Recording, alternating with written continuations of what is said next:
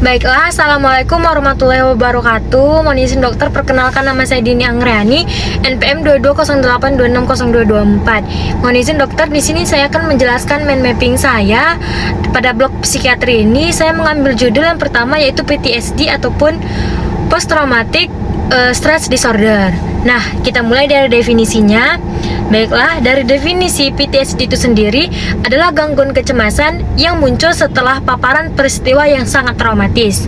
Nah, ditandai oleh intrusi. Intrusi ini adalah masuknya seperti pikiran yang sulit dikendalikan oleh penderitanya. Kemudian penghindaran, perubahan kognitif ataupun mood, dan hyperarousal. Nah, faktor risiko dari PTSD ini yang pertama adanya riwayat gangguan mental. Contohnya seperti depresi, ansietas, OCD ataupun obsessive compulsive disorder. Kemudian gangguan kepribadian, trauma masa kecil seperti kekerasan, pelecehan, dan penelantaran anak di bawah umur. Dukungan sosial dan ekonomi yang rendah, faktor genetik misalkan variasi gen serotonin transporter 5-HTT-LPR.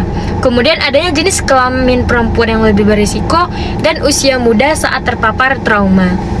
Nah, apa sih penyebab dari PTSD ini?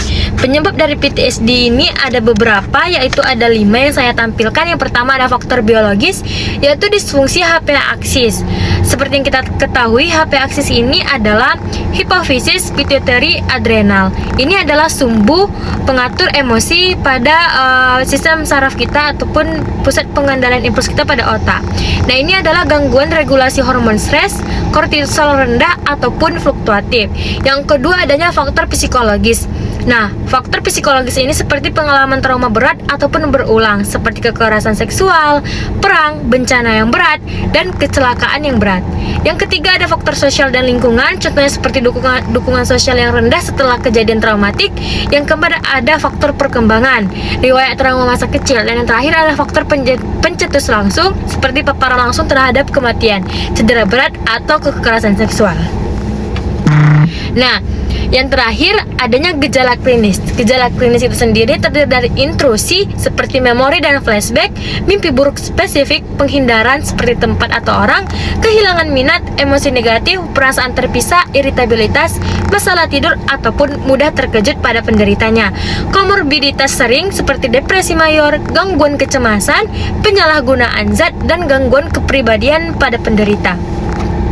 Nah, untuk PTSD ini sendiri, kriteria diagnostiknya berdasarkan DSM-5 dan PPDGJ. Di sini saya lampirkan berdasarkan DSM-5.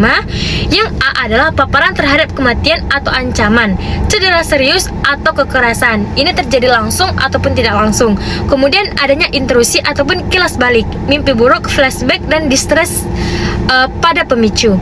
Yang C, avoidant, menghindari kenangan atau pemicu eksternal. Yang D, negatif, perubahan kognitif ataupun mood, ingatan terdistorsi, perasaan bersalah ataupun hilang minat, emosi yang negatif. Yang E, arousal ataupun reaktivitas, mudah terkejut, marah, masalah tidur, dan konsentrasi buruk pada penderita. Nah, pada DSM-5 ini dikatakan PTSD jika gejala terjadi durasinya lebih dari 1 bulan dan menyebabkan gangguan penting pada fungsi. Nah, sedangkan pada PPDGJ 3, pedoman diagnostiknya itu adalah diagnosis baru ditegakkan bila mana gangguan ini timbul dalam kurun waktu 6 bulan setelah kejadian traumatik ataupun 6 bulan setelah pasca kejadian traumatis ini sampai beberapa bulan, jarang sampai melampaui 6 bulan. Nah, kemudian sebagai bukti tambahan selain trauma harus didapatkan bayang-bayang atau mimpi-mimpi dari kejadian traumatik tersebut secara berulang-ulang kembali pada penderita ataupun flashback. Lalu gangguan otonomi, gangguan afek, dan kelainan tingkah laku semuanya dapat mewarnai diagnosis tetapi tidak khas.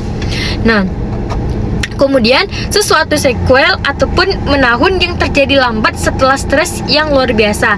Misalnya saja beberapa puluh tahun setelah trauma diklasifikasikan dalam kategori perubahan kepribadian yang berlangsung lama setelah mengalami dari katastrofa. Selanjutnya, untuk kita awalat penilaian dan screening dari PTSD ini sendiri adanya GAPS-5 atau Clinical Administered PTSD Scale. Ini adalah gold standar untuk diagnosis ataupun menentukan tingkat keparahan dari PTSD ini. Kemudian adanya PCL5 atau PTSD Checklist for DSM-5 Self Report, bagus untuk screening dan monitoring. Kemudian adanya screening awal, asesmen menyeluruh. Asesmen ini terdiri dari fungsi, risiko bunuh diri, dan komorbid. Nah, tata laksana dari PTSD ini, yang pertama, terapi trauma ataupun fokus psikologis. Baris depan pilihan utamanya adalah trauma focused CBT, TFCBT ataupun CBT, prolonged exposure ataupun PEMDR. Kemudian untuk farmakoterapinya bisa kita gunakan SSRI, sertraline, paroxetine, dan SNRI, atau dipertimbangkan bila terapi psikologis tidak tersedia ataupun pasien menolak ataupun adanya komorbid. Nah, terapi psikologisnya ada TFCBT ataupun CBT. Ini adalah rekonstruksisasi kognitif plus exposure memory. Prolonged exposure atau PE, exposure berulang pada ingatan ataupun peristiwa pada habituasi.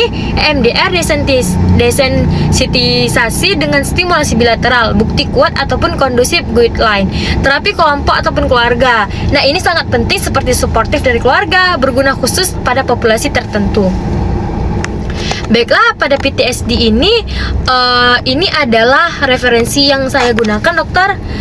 Terima kasih, mohon maaf jikalau banyak kesalahan pada pengucapan kata dan penyampaian. Terima kasih banyak, dokter. Wassalamualaikum warahmatullahi wabarakatuh.